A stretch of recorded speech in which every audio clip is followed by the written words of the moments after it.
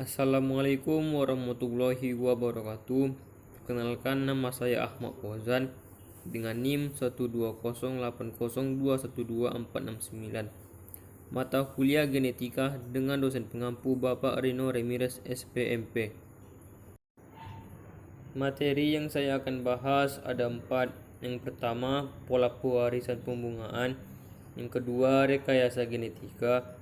Yang ketiga, plasma nutfah. Dan yang terakhir, yang keempat, sumber daya genetika atau SDG. 1. Pola pewarisan pembungaan, di mana dilakukannya penelitian pembungaan pada tanaman Wijaya Kusuma yang sangat dipengaruhi oleh cahaya dan angin. Tanaman Wijaya Kusuma yang diletakkan di tempat terang dan banyak angin, pembungaan akan muncul pada minggu ke-8 sampai ke-16. Calon bunga pada tanaman Wijaya Kusuma memiliki waktu sekitar 9 hari untuk bunga mekar sempurna, dengan waktu mekar hanya sekitar 1-2 jam pada tengah malam, sedangkan pada hari ke-13 bunga akan rontok. Hal ini pada pola pembungaan pada jenis tanaman tropis sangat kuat dipengaruhi oleh faktor lingkungan yang menyebabkan tanaman sangat sensitif terhadap perubahan iklim sekecil apapun, dan dapat terjadi secara langsung maupun tidak langsung. Perubahan iklim yang kecil dapat mempengaruhi perilaku polinator sehingga penyebukan terganggu. Dan yang kedua itu rekayasa genetik. Apa itu rekayasa genetik? Rekayasa genetik adalah merupakan transplantasi atau pencakokan satu gen ke gen lainnya, di mana dapat bersifat antar gen dan dapat pula lintas gen, sehingga mampu menghasilkan produk. Rekayasa genetika juga diartikan sebagai perbedaan gen.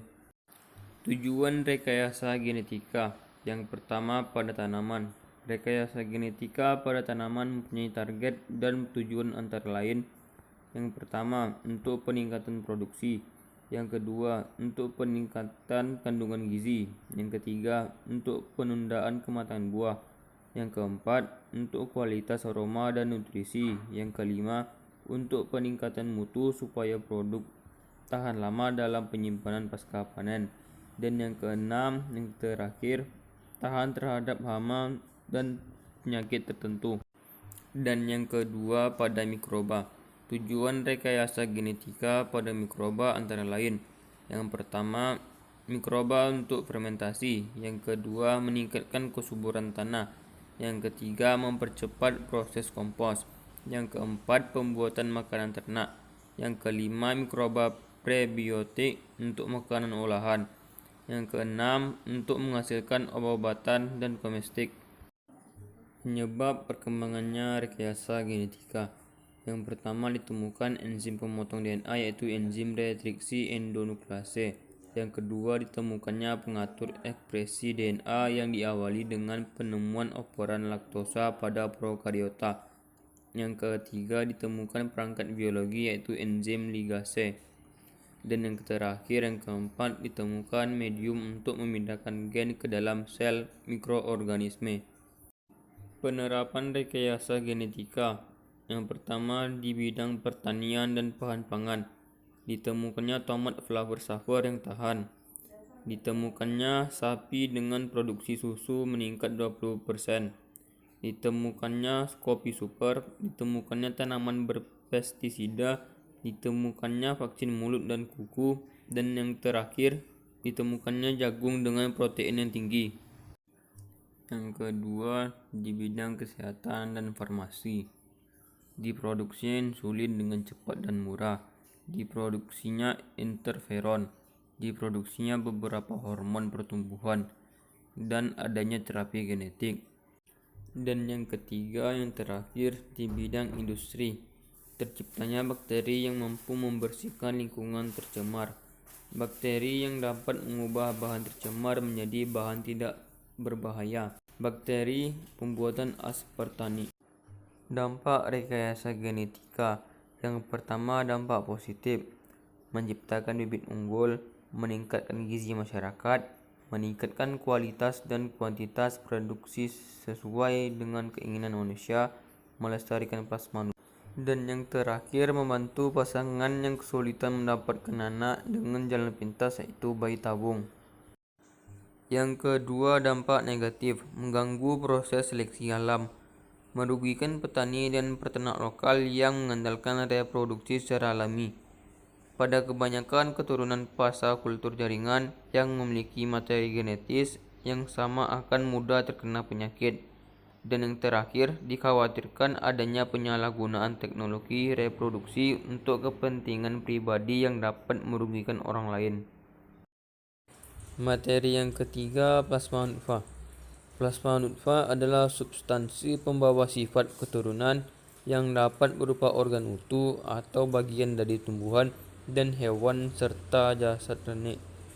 Plasma nutfah merupakan kekayaan alam yang sangat berharga bagi kemajuan ilmu pengetahuan dan teknologi untuk mendukung pembangunan nasional.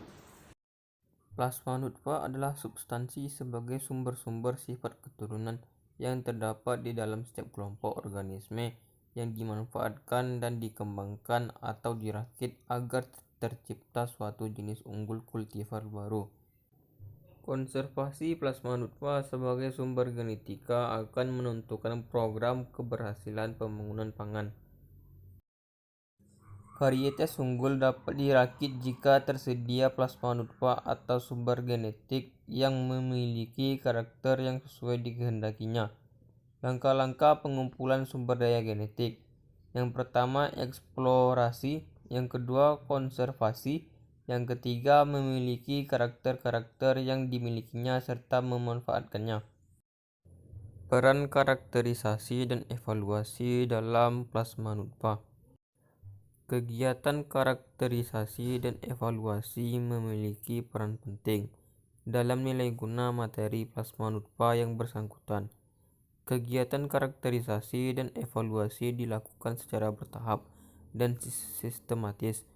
Dalam rangka mempermudah upaya pemanfaatan plasma nutfah, kegiatan tersebut menghasilkan sumber-sumber gen dari sifat-sifat potensial yang siap untuk digunakan dalam program pemuliaan.